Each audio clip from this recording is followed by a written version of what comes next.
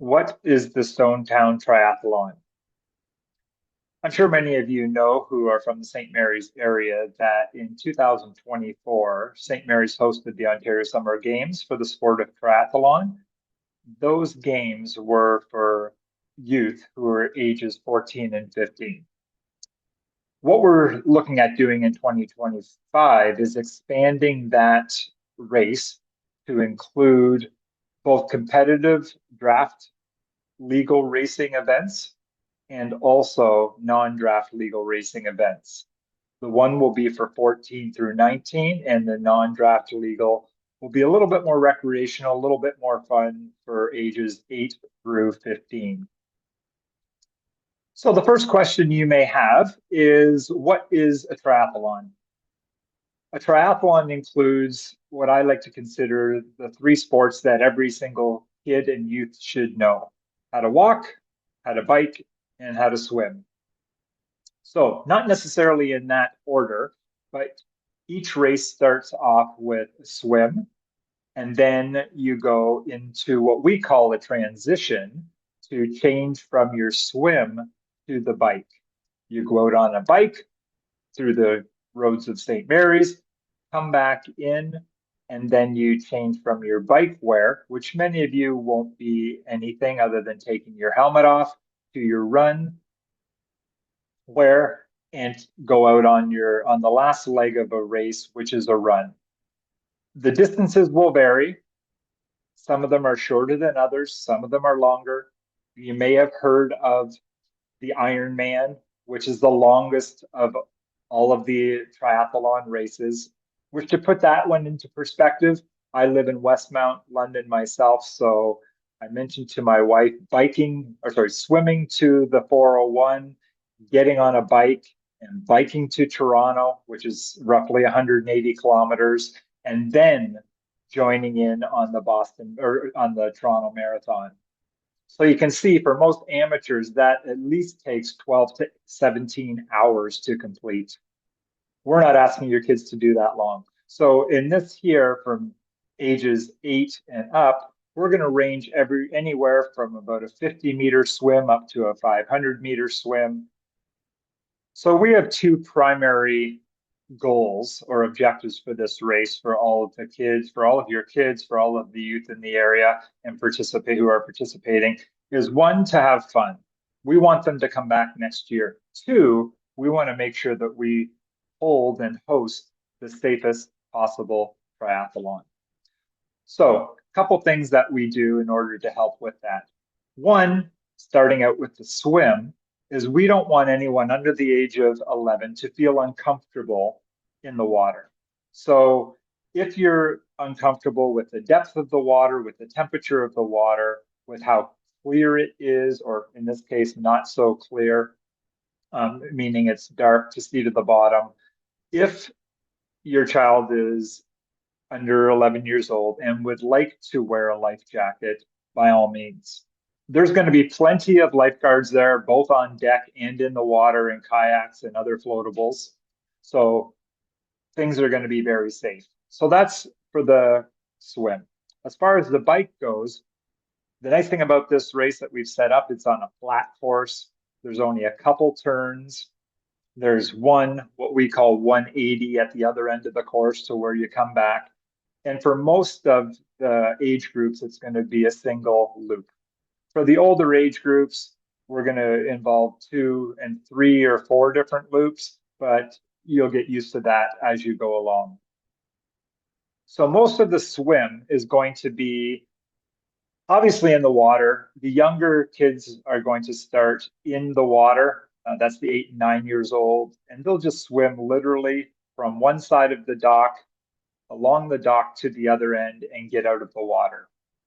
For the older kids, 10 and up, we're going to be doing different distances.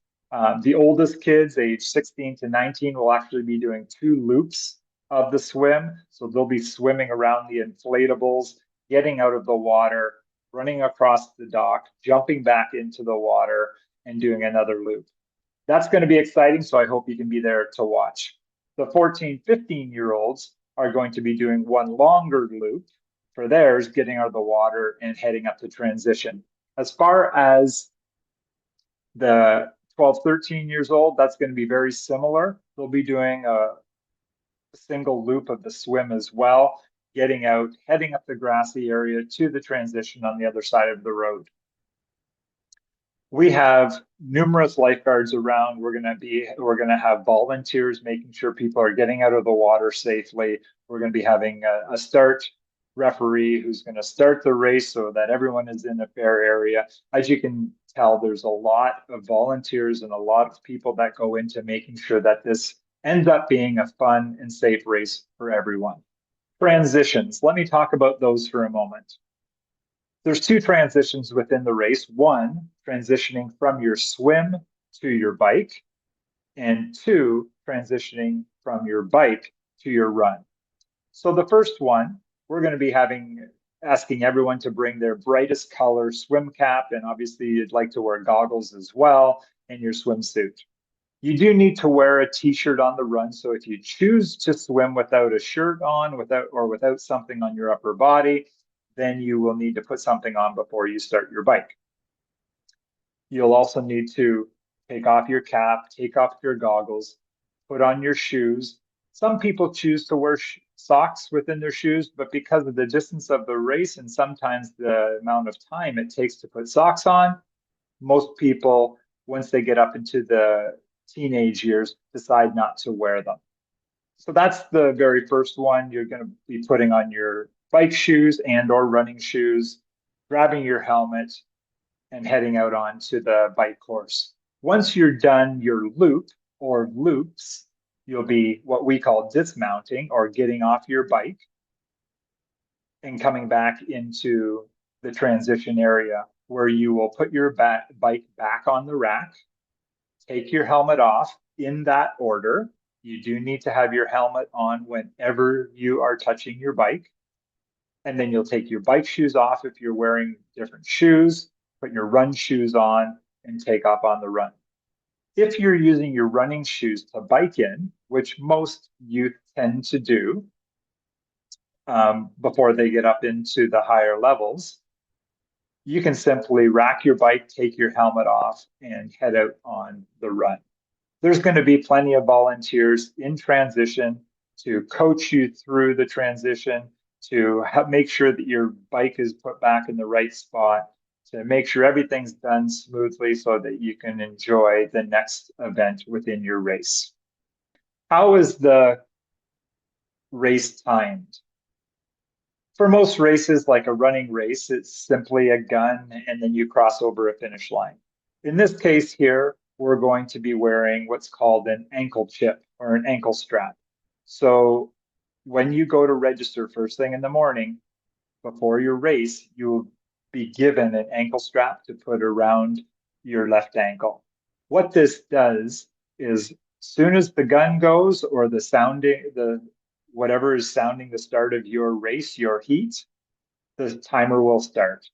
As you come out of the water, you're going to be crossing over certain areas within the course. That's going to lap the time, meaning it's going to take an interval of what that portion was. And then you'll head out onto the bike and the run, etc. And after each one, it'll take a little freeze frame in time to say how long that area took. And the way that it's doing this is that ankle strap is being picked up by mats that you're running over.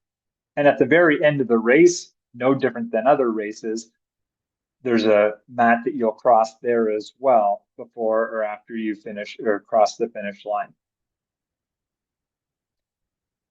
Technology is an interesting thing, and it allows us to post the results fairly quickly online afterwards. So we will be letting you know where and how to access those.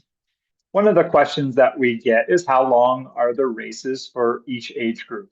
So they'll be posted on the Town of St. Mary's website, or you can get access to them through the Balance Point Triathlon website at bptriathlon.ca/Stonetown Tri, all one word, and Tri is TRI.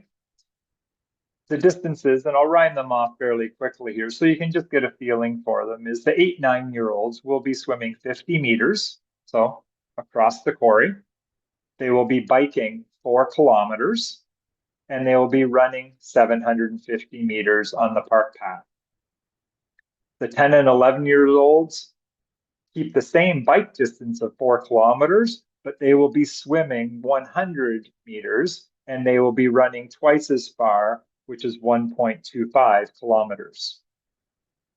These are all non-draft distances. So 12 and 13-year-olds will swim 250 meters.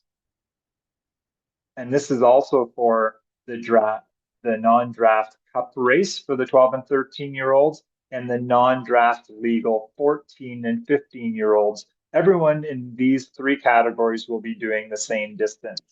So a 250-meter swim, 8-kilometer bike, and a 2.5-kilometer run. The remaining 2 categories are draft legal races. This is where competitors are allowed to bike directly behind other competitors within their same age group. This takes a certification, so if you are interested in pursuing this or finding out more information, please reach out to Triathlon Ontario or the event organizer.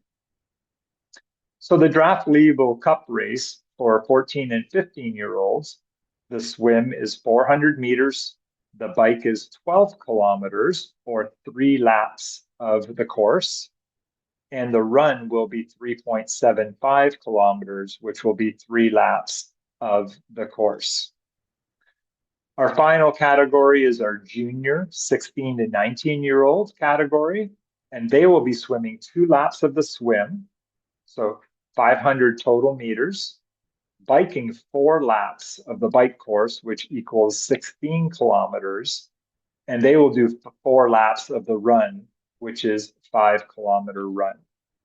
How do I register? There's a couple different ways you can register.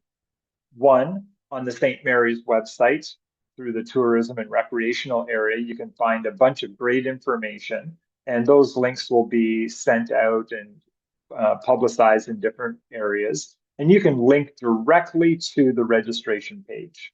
So that's one way. The other way is through the website that I've mentioned in other short videos, is the Balance Point Triathlon website, which has a link to the registration. So that website again is BP Balance Point, bptriathlon.ca. And you can find it under the events section of that website. What facilities will I have access to? So if you're familiar with the St. Mary's Quarry, there is washrooms on site. There will be medical on site. And medical is going to include numerous lifeguards both in the water, and we will have some outside as well around the transition area and start and finish of the bike and run courses. There's going to be water available for the athletes on the run course, which is nice because it will be up to a 5-kilometer run for the older kids. So where do I park? Since we are going to be taking up certain roads and certain access to roads, and we want to keep things as safe as possible, we are going to be closing certain parts. Therefore, areas that you may have parked in before won't be available. But we will have a link on the St. Mary's Town website of different areas, parking lots and or side streets that you can park in near the quarry. So keep an eye for that, and we'll send those out as well. Please do respect where we have the pylons set up, where we're asking people to park, so that that can be done as efficiently as possible. If there are local businesses that are closed, they may not wish for us to park there. Please respect that. Time of the race. There's going to be different waves or heats or times when your age group goes. Those may be modified toward the race day based on the amount or number of people we have registering. We have set up, and we will be setting up, more accurate start times for your age group as possible to allow you to Come and watch some races ahead of yours and still have enough time to set up your transition and get ready. Initially, maybe plan on arriving at least an hour before your specific race.